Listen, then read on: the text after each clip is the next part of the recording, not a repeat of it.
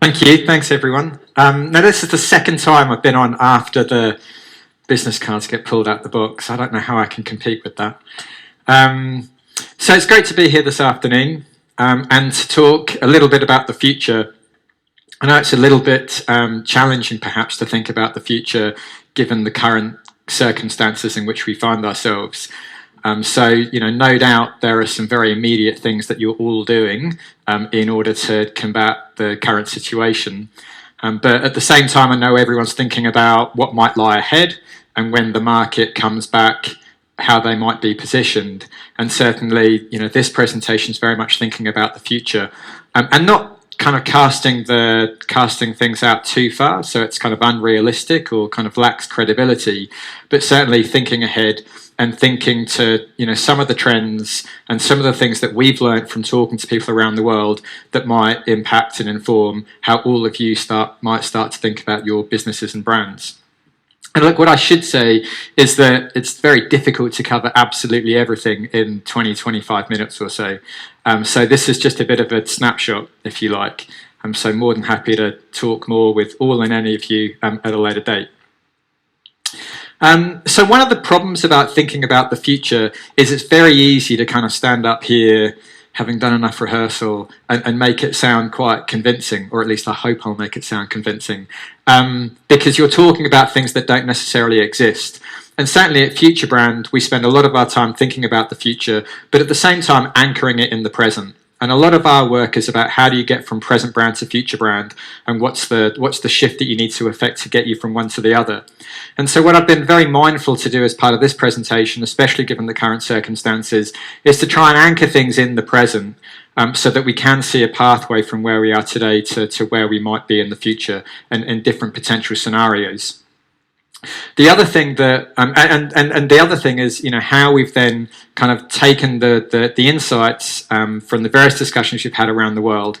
And so we've talked to about 30 or 40 people, kind of in-depth qualitative conversations from people who are at the forefront or the leading edge, if you like, and people from around the world, but also thinking locally as well. Lots of different sectors within travel, and then lots of different roles as well. So leadership, product people, marketing folk, and also a focus on technology. So we've been quite selective, but we've also wanted to be quite broad in terms of the people with whom we've spoken. But we also wanted to kind of add into that a dose of quantitative data. And so this is a study, the country index, that we do every couple of years. And so I just wanted to use this just as a bit of a framing exercise in terms of some of the quantitative insights that we can glean from this that can then be informed by some of those qualitative discussions we've had. So the FutureBrand Index is a global study. It essentially takes the top 75 brands by GDP and then re-ranks them according to half a dozen different dimensions split equally between purpose and experience. And hopefully they're relatively self-explanatory. If you want to find out more, you can look on the website futurebrand.com and download the study.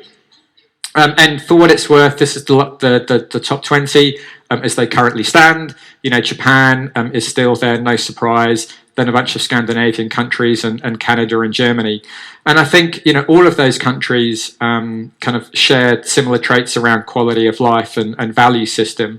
And certainly what we found is that a high quality of life, so one of those 6 dimensions I mentioned earlier, has an incredibly positive effect on tourism. So essentially, citizens certainly enjoy that quality of life and those standards, but travellers, it really resonates with travellers as well from a travel and tourism perspective in terms of, even if it's temporarily, getting to enjoy the good life, so to speak. And that also then translates into trade and investment, because we can see a clear link in the stats between a person's desire to live or study in a place and then their likelihood to recommend it for business. So in some respects, this idea of quality of life is a bit of the branding bellwether when it comes to place marketing and country branding. And what that really talks to is a premium that's being placed on not just living richer. So it's not about GDP and having lots of wealth and having lots of money. It's not about living richer, but it's about living a richer life.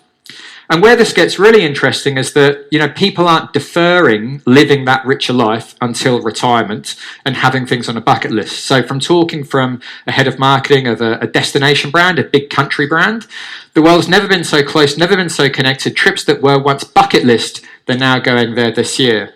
And we're seeing this in the quantitative measures from the country index as well, that there's an immediacy and almost an urgency that people aren't deferring things, that people aren't putting things off. They're wanting to do them very much sooner rather than later. And with the cost of living going up, people are choosing to live a little more through travel experiences rather than traditional markets like housing, from someone who conducts a lot of research globally, specifically in the travel sector. And while it might not feel like that right now, there's definitely a move insofar as where people are investing their time and energy. And if house ownership just feels too far away, then they are going to invest that money in going on holiday. And that is, supported by lots of studies that particular research company has conducted. So, not only are we kind of prioritizing travel, but we're also traveling much more regularly. So a couple of years ago, the average person traveled once or twice a year. Now millennials are traveling 5 to 6 times a year, more stays but shorter stays. So what we're seeing in some of those conversations we've had around the world, and as supported by the country index, is this immediacy and this urgency and this frequency around travel that's really bringing quality of life and getting that kind of that good life, if you like, at least on a temporary basis, from the countries that you might visit or the places you might visit. Now, the other thing that we've done to kind of triangulate, so to speak, is think about a structure for trends. And I think it's very easy to talk about trends and talk about them in a bit of a loose way. And so this is a foresight model that we use that essentially says, and apologies for the weird typographic stuff that's happening on screen, essentially says that people at large have 4 preoccupations. So the environment top left, community top right, money bottom right, and then health bottom left. And within those 4 preoccupations, there are macro forces, megatrends, and then in the middle you get to the specific trends themselves. And so this is a structure that we use to give context and frame to how we think about trends. So we're just not just kind of throwing things out there, but trying to make sense of where they fit in the world. And so it's between these 3 things, the country index, the foresight model, and then the conversations you've had with people around the world that have really shaped the trends and the insights and the conversation I'd love to have with you today. So where I want to start is that community box. We live in this kind of very globalized world in terms of macro forces. There's mega trends around individualization, and we see that in terms of personalization and DIY and a whole range of other trends. And what we've heard from talking with people is that there is this search in the context of community, that preoccupation with community around the search for something different. So from one chief executive of a travel company here in Australia, people are requesting different more than they've ever done. And then the marketing director of a tours of activities business across APAC, even more diversification of travel. People are going to strive even more for something unique. And really people are looking for something different more than they've ever done. And look, we see this already, and I know this brand's got mentioned at least a couple of times today, Intrepid, with what they've done with their Uncharted Territories products. I love that clip, by the way. And this is really about being intrepid and discovery and spontaneity, and also a degree of randomness and surprise as well. So Uncharted Expedition, it's a mystery trip. And so, it's about 12 randomly selected people who travel through 4 countries on a 2,000 plus mile trip over 18 days. Quote unquote, it's the ultimate test for travelers, embracing their inner explorer, trusting their adventurous traits, and joining us on a journey that is undefined, unmapped, and uncharted. And so we're seeing the search for something different around cues of spontaneity and a sense of doing things on impulse. And I think, that is really the curiosity that supports adventure and finding out things that are new. And the same thing around curiosity and limitless imagination when it comes to the nomadic hotel, 700,000 euros, which is a nomadic hotel. It's a new location every 6 months and a different experience each and every time. And so, again, it's about spontaneity. And so even the hotel, the experience will be different every time you go there. And when you then buddy that up with stats like this from the conversations you've had around the world, that 60% of holiday spending is unstructured and happens in trip, that's how we live most of our lives, you can start to see the sense of immediacy and the fact that people aren't deferring travel. They're not waiting for bucket lists. They're not waiting for their retirement. They're wanting to do things now, and they're wanting to do things in relatively spontaneous ways. And we're seeing this with a startup in Singapore called Anywhere, which essentially you fill out kind of answer a series of questions that give you a travel profile, and based on that travel profile, they will then book you your holiday. And this is a snapshot, and there's hundreds of these all over the web, where it's a photo of when you get your itinerary and your tickets at the airport. Surprise! This is where you're going. Which would be exhilarating and scary and exhilarating all at the same time. And so these things are already happening. I think that's the point I want to make. It's that quote that the future's already there, it's just not evenly distributed. And I've just butchered that quote, by the way. And so other people are already living your future. And so we start to think about how we might extrapolate this for, some of you in the room, travel brands and travel businesses around the world. And so if it is about spontaneity, if it is about living in the moment in this heavily curated world of ours, well then is there an opportunity for a brand of airport lounge to have this experience within an airport where people turn up with some clothes, money and a passport and, wait for an airline to give them a ticket to fly to who knows where? I mean, I always have that magical moment, at least from my perspective, where I sit in an airport lounge and think, oh, what if I got on this flight or that flight as opposed to going to Shanghai or Singapore or Melbourne, whatever it might be. But it's an interesting way in terms of thinking about, something that already exists that someone else might not want, that you can put incredible value on by tapping into that idea of spontaneity. And obviously that's an idea in isolation, but it's about how can we up the ante on spontaneity in terms of that being something that resonates with people, through your own brands and businesses and guest experiences.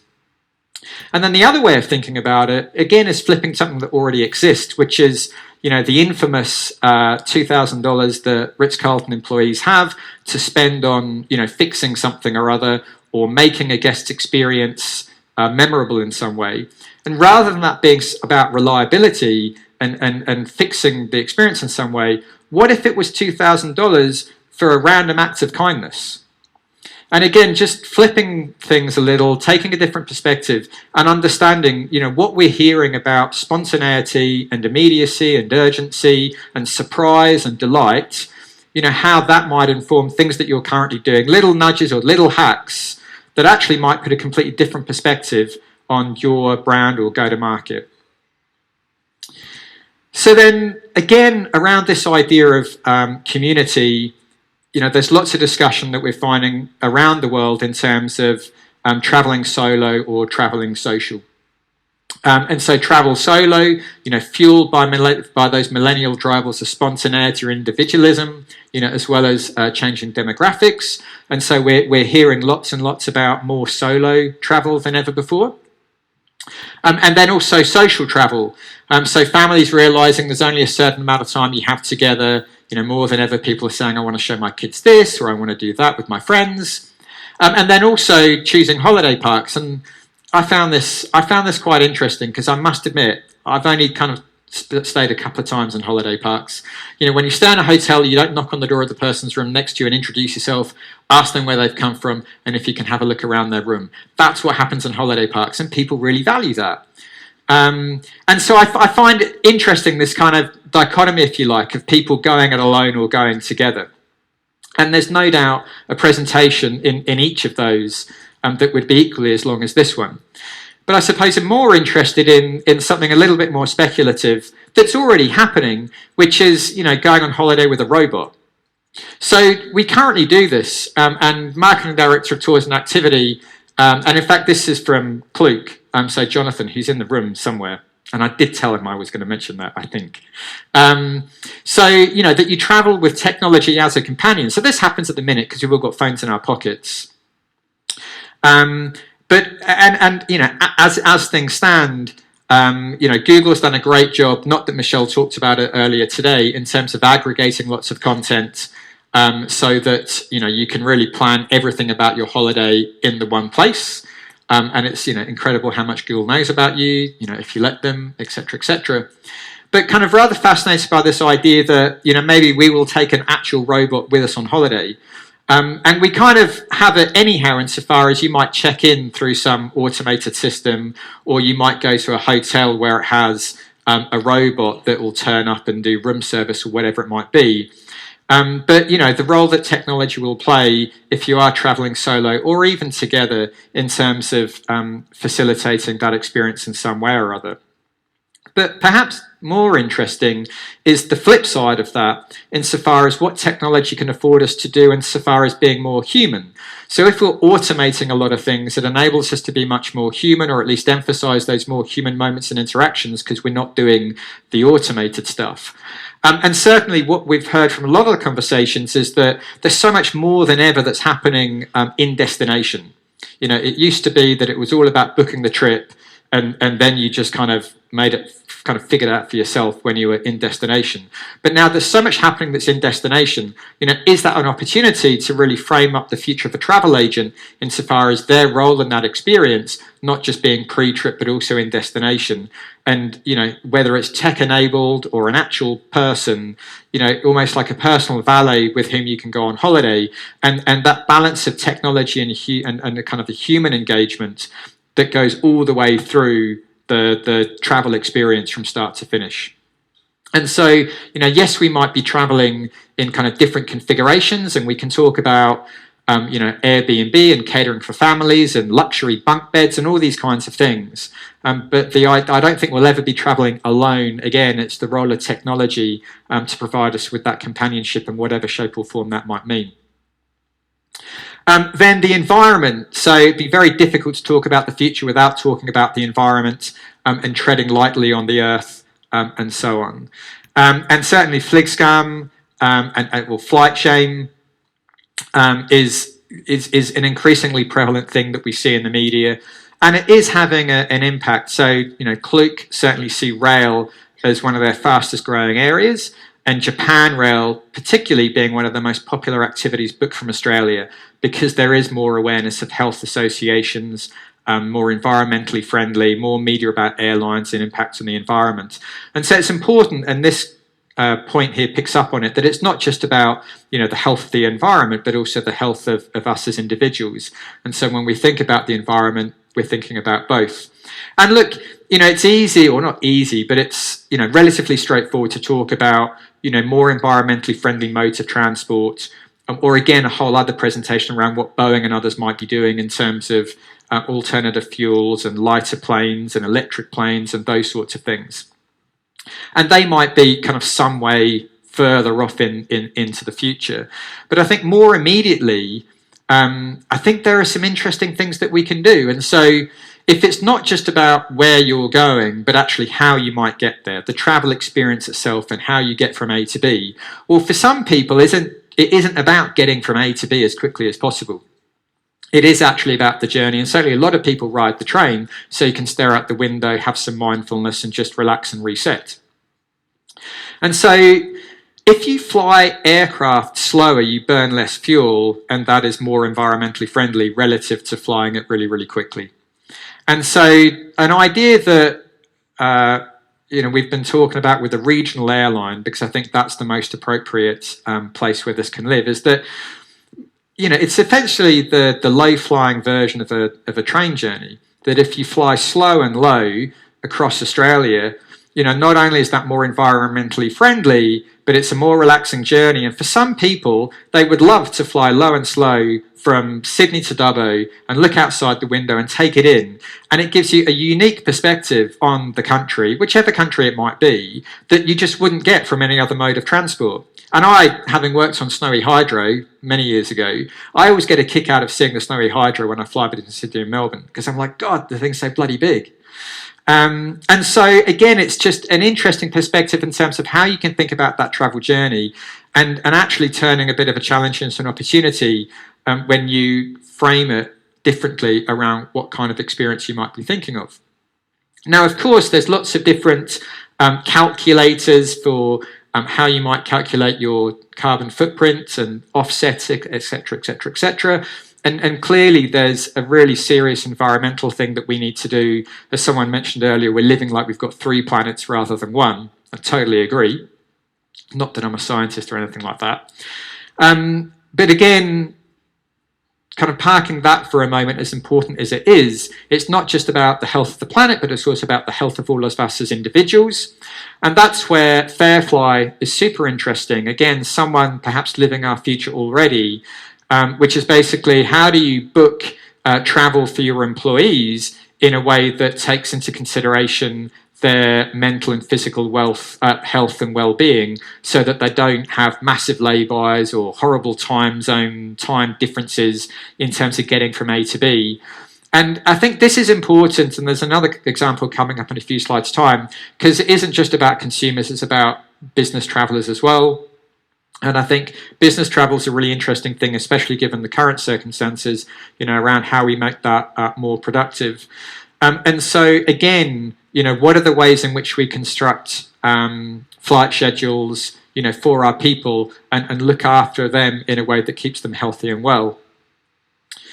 And then on that health piece specifically, and when it comes to travel, I think everyone in the room would have come across an example or two, at least, around travel for reasons of health. The mental break that you get, the physical break, and so forth. And what we've heard of late from lots of these conversations is that there is the shift from it about being experiential, that you kind of feel better, to actually travel for a transformational health experience, and that you actually come back a different person. And so, doctors are prescribing getting outdoors as an antidote to the afflictions of the modern world, which is very strong language. But I think it is true, and I certainly feel that, myself, and I know others do as well. And then the brand and marketing director of a hospitality brand talking specifically about the hotels. Wellness is a huge growth area. We're seeing sleep innovation and a real focus on self-care. And so, that guarantee of a good night's sleep will go far beyond, the Westin and being able to buy their beds and doonas and pillows and so forth. And so, in that context, are we that far off searching for travel experiences by health issue? So based on what your health issue is, I'm not necessarily suggesting this is kind of quackery and a cure and so forth, but, are you in need of nature or the sunshine or outdoor activity? Do you want to do it alone or together? Do you want something really energetic because you need to recharge, or do you need peace and quiet because you kind of need to refresh? Are we that far off kind of searching for holidays by health issue in a way in which we can engage with our customers?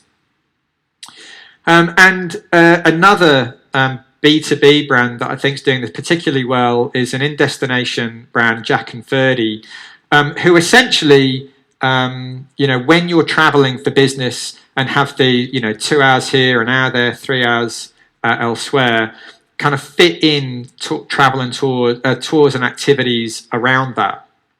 So it's about improving work-life balance on the road for enhanced well-being and productivity, via these personalised recommendations that flex to accommodate those scattered pockets of time available. And I personally, and certainly at FutureBrand, there's something in the 4-day week. I think there's definitely something in that. And even if you don't think there's something in it, the idea that we need to keep ourselves mentally fresh and charged, I think we would all agree with. And when you then throw in busy working lives and travel in different time zones, it gets much, much harder. And certainly I'm terrible in terms of getting, on a plane, in the lounge, plane, taxi, hotel, client's office, and then the same thing in reverse to get home. And missing all these opportunities to kind of have little breaks and experience something about the place that you're in. And I think if you line this up with Fairfly, you start to have a whole new outlook on business travel insofar as how do we not only get our employees around the world in a way that's far healthier, but then with the time that they're there, how do we almost kind of offset whatever extra stress and pressure we might put on them by recharging their creativity or refreshing their productivity in some way while they're there on the ground. And so I think in-destination apps like this that make sense of those moments in between, I think a really valuable way in which you can, yes, play to those ideas of spontaneity that I mentioned earlier, but do it in a way that is really framed up around a health message. Now, that balance between work and life is one that's been blurring more and more with every kind of day, month, year that passes. And Outside have taken it to a kind of a natural kind of evolution, if you like, whereby work is now wherever work happens. And this is a little bit like a kind of a we work where you live as well, which I know might sound a little bit weird, and I don't know if I'd want to live at a we work. But for digital nomads, as they describe their target audience, you can go live and work wherever you happen to live and work. And that gives you the ultimate in terms of work-life balance because you're not tied to your desk. And there is this nomadic trend that is out there, certainly the nomadic hotel earlier. We've got, that might move around every 6 months. And it's not the only one, it's definitely not the only one. Nomadic offices that turn up in different places. And this is the kind of the last little idea in which I wanted to end is, well, what about nomadic retirement villages? One cohort that came up a lot that I haven't necessarily discussed is, seniors, older people. And, we know they travel a lot. And so, why couldn't there be a subscription model whereby there's a global community of retirement villages that enables people to travel the world and experience multiple countries while living within the one community? So essentially, you stay at that retirement village, but you can go stay in that retirement village in Hong Kong, Sydney, Portugal, wherever it might be, and travel the world. And that being not only community enabled, but also naturally health enabled, in terms of following the sunshine, activities, being part of the community, whatever it might be.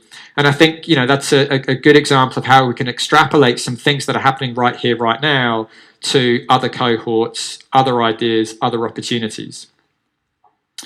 So just to recap super quickly, the country index really does show the increasing significance of quality of life for where we live, work, study, and visit.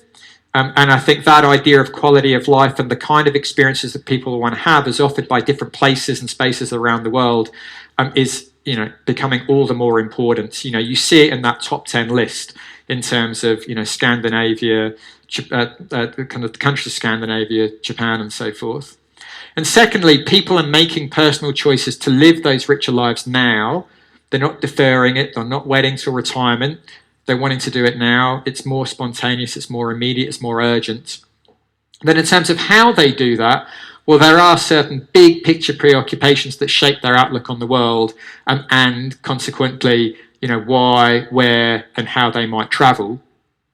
And hopefully, if I've done my job right, within all of that, there are some indications and insights, kind of clues, hooks for where your brand might go next.